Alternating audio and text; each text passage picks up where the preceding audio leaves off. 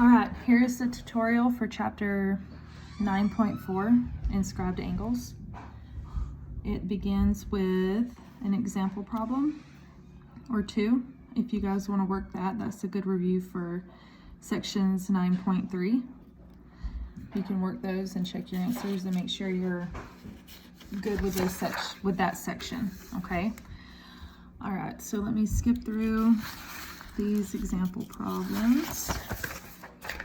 Okay, first concept, using inscribed angles to find measures. All right, so I think these definitions are on your cheat sheet. I don't have the cheat sheet with me, so I'm not sure. But you need to know these definitions. An inscribed angle, the vertex of this angle is on the circle, okay? In one of your sections before this, you learned about a central angle, and that was an angle whose vertex was at the center of the circle, which I'll show you in a little bit. An inscribed angle has its vertex on the circle, and its sides are actually chords of the circle, okay? An intercepted arc is the arc that is created from an inscribed angle. It's called an intercepted arc. So arc AC is intercepted by angle ABC. All right, so if angle ABC is an inscribed angle, then arc AC is an intercepted arc. Okay, so here's your visual, here's the explanation. Put this down in your cheat sheet.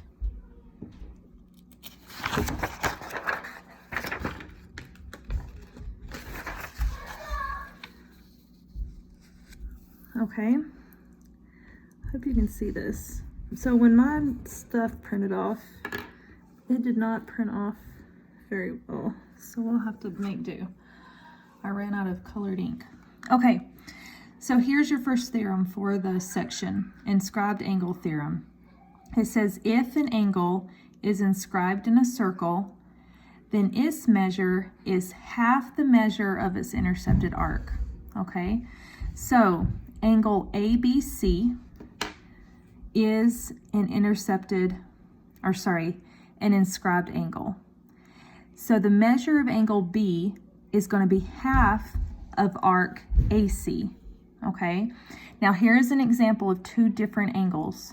Angle ABC is an inscribed angle. Angle APC, if you notice this angle right here, that is a central angle, and you learned that in another section. The relationship between a central angle and its arc is that these two are equal.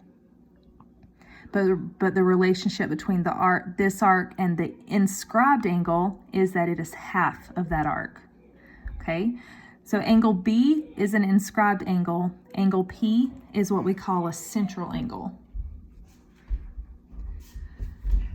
Okay, so here are some example problems on the next slide of using this theorem, okay? So they want me to find the measure of arc BC, all right? So you're kind of working backwards. I know that angle A is half of arc BC, okay? So if angle A is 38, then arc BC is going to be double that. So I'm going to multiply 38 by 2. And arc BC would be 76 degrees. Number 2, they want us again to find the arc. So we're finding the intercepted arc, okay? So if the inscribed angle is 78 degrees, then the intercepted arc is going to be double that. So it's going to be 2 times 78, which is 156. All right, number 3 is where they give me the arc, and I am finding the inscribed angle, okay? Now, the inscribed angle is half of the arc, so I'm just going to divide 160 by 2, and I get 80 degrees. Here, once again, number 4 is like 1 and 2. They give me the angle, I'm finding the arc. Okay, so I'm going to multiply by 2 to get that arc BC. Now, number 5 is a little tricky because it gives you both angles. I am still trying to find angle A, all right? That is an inscribed angle.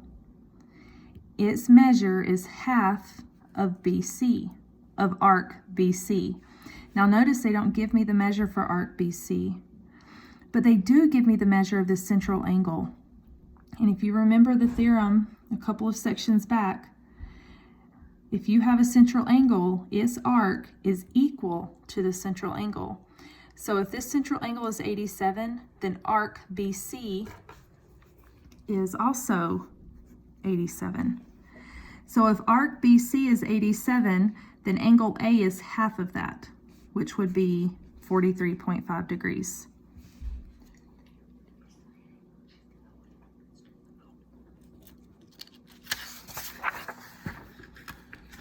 Okay, all right. So this next example is the same thing, except now they're just throwing two inscribed angles in here. Okay, so just try to pay attention to what you're solving for and don't let the other stuff confuse you, all right? So here I'm trying to find the measure of angle X. And I know that its arc, this is the only number I need to look at. If I'm solving for angle X, its arc is 86 degrees. And I know that angle X is half of that arc. So I'm just going to divide by 2. All right? Same thing with this example. All right? Don't let all the numbers,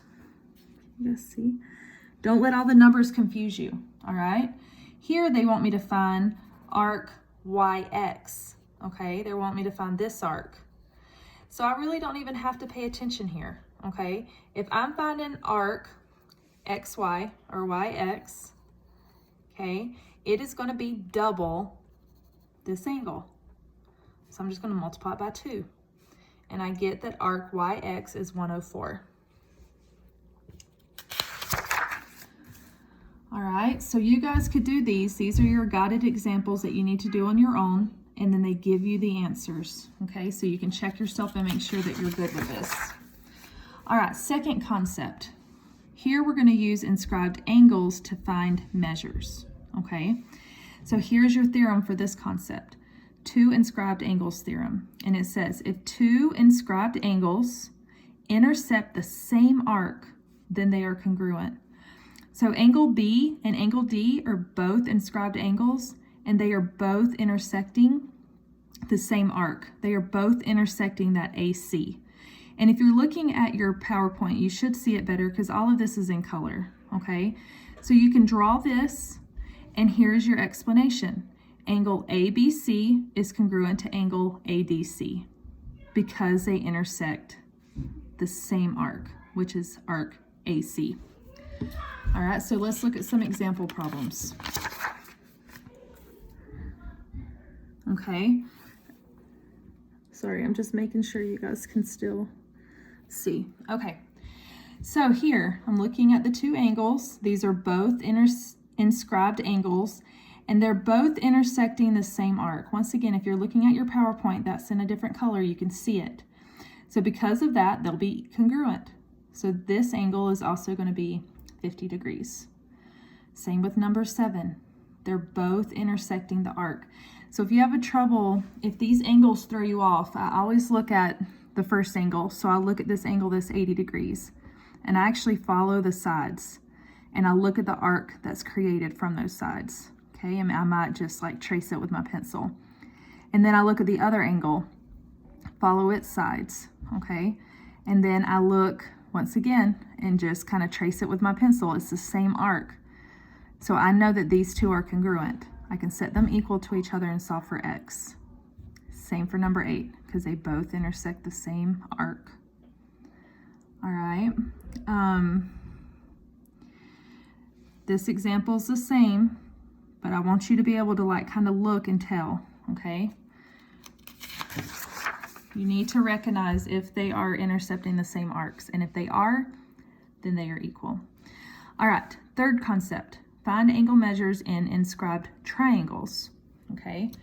So here is a definition or two that you have to know, these two, and I'm guessing they're on your cheat sheet. Oh no, I put not on cheat sheet, so you'll have to add this somewhere. An inscribed polygon. Now remember, a polygon is anything with more than 3 sides. So we're talking about triangles, we're talking about pentagons, we're talking about octagons, hexagons, all of those agons that we've gone over, they are called inscribed if all of their vertices lie on the circle. Okay, so they are a type of inscribed polygon if all of their vertices lie on the circle.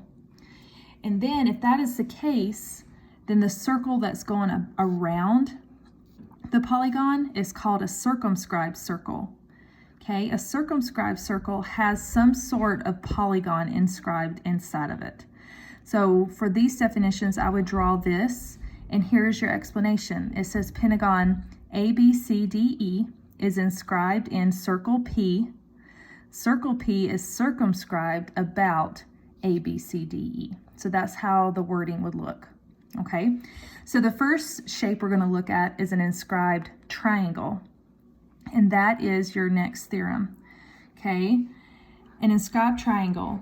If a right triangle is inscribed, then its hypotenuse is a diameter, and the inscribed angle itself is a right angle. Okay, so if I'm looking at this triangle, all right, it is inscribed, and because it is inscribed, its hypotenuse is the diameter. So if you want to find the 90-degree angle, because they're not always going to tell you, they're not going to tell you if angle A, B, or C is your 90-degree angle. Most of the time you can look and tell, but if you cannot, find the diameter. Okay, BC and AB, so side AB is definitely not a diameter. Side BC is definitely not a diameter, because for it to be a diameter, it has to go through the center point. So AC is my diameter, and in this theorem, it says that the hypotenuse is the diameter. So if AC is the diameter, it is also the hypotenuse of this triangle. So the angle across from it is going to be your 90 degree. Okay, so that is your first theorem. It says if you have an inscribed triangle in a circle, its inscribed angle is 90 degrees and its hypotenuse is a diameter. Okay, now the next one deals with an inscribed quadrilateral. Remember, a quadrilateral has 4 sides. If a quadrilateral is inscribed in a circle, then its opposite angles are 180. Okay, so that means if a quadrilateral has all of its vertices on a circle, we can consider it inscribed. So its opposite angles will be 180. Okay, so let's look at some examples. All right, so let's look at number 9. All right, so this angle is 4x degrees, this angle is 5x degrees. Now, I need to locate the 90-degree angle, all right? And I know that this side right here is the diameter. So that means that the angle across from it is going to be your 90 degrees, all right?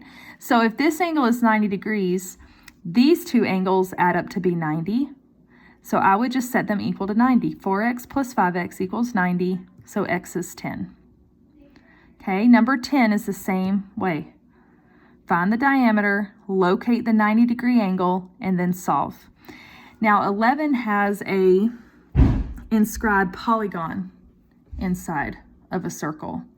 So my theorem says that if a quadrilateral is inscribed in a circle, its opposite angles are 180. So if I'm solving for x plus 105 is going to equal 180. And so I get that x is 75. Okay. So number 12 has a y and an x. So I've got to solve for x and then I have to solve for y. Okay. So look, x and the 90-degree angle, they are going to add up to be 180. So if this is 90, x also has to be 90. Okay. Or you can set up your equation if you don't know that. The y's, 2y plus 1y is going to equal 180. 2y plus 1y is 3y. 3y equals 180. I'm going to divide both sides by 3 and I get y is 60. Okay, so I think you can do 13 and 14. All right, I did show my work on 13. If you want to pause the video and look at it. 14, I did not show my work, but it is all the same. Okay. All right, so let's look at example 4. Okay, here it just tells me in my direction. So I am solving for angle B. Okay, so I'm solving for this angle right here. All right, it tells me that triangle ABC is a right triangle because C inscribes a semicircle, okay? But I don't really need to even know that because I can see that this triangle is inscribed because all of its vertices are on the circle. I can locate my diameter, and I know that the angle across from that is 90 degrees, okay? So what do I know about angle A and B? They have to add up to be 90. Or I know that angle A plus angle B plus angle C all add up to be 180 because the angles inside of a triangle add up to be 180. And that's what I did here. So either way, okay, so you can just follow my work. I show it on the PowerPoint and I get that X is 10. All right, but that is not where it ends. They don't care what X is. They wanted me to find angle B. So I got to put that 10 back into, I have to put 10 in for X for angle B, okay? All right, I guess I can just keep going. 8 times 10 is 80, and then 80 minus 4 is 76, okay? All right. So here's one of your guided examples that you can do on your own. I did show my work, but just try to do it on your own because you can check yourself. All right, next concept, finding angle measures using quads, okay? So this is kind of what we just did, all right? Here's a word problem. It says, an insignia is an emblem that signifies rank, achievement, membership, and so on. The insignia shown is a quadrilateral, inscribed in a circle. Find the measure of angle S and T. So I know that angle S plus angle V, so these two angles add up to be 180. So that's how I would set that up. And I know that angle T and angle U add up to be 180. And that is how I would set that up, okay? And then this next slide just shows you setting it up, which is basically what we just did, okay? And then once again, here is a guided example problem that you work on your own because it will give you the answer. Here is your assignment, okay? 12 through 20 even, and then 24 through 30 even.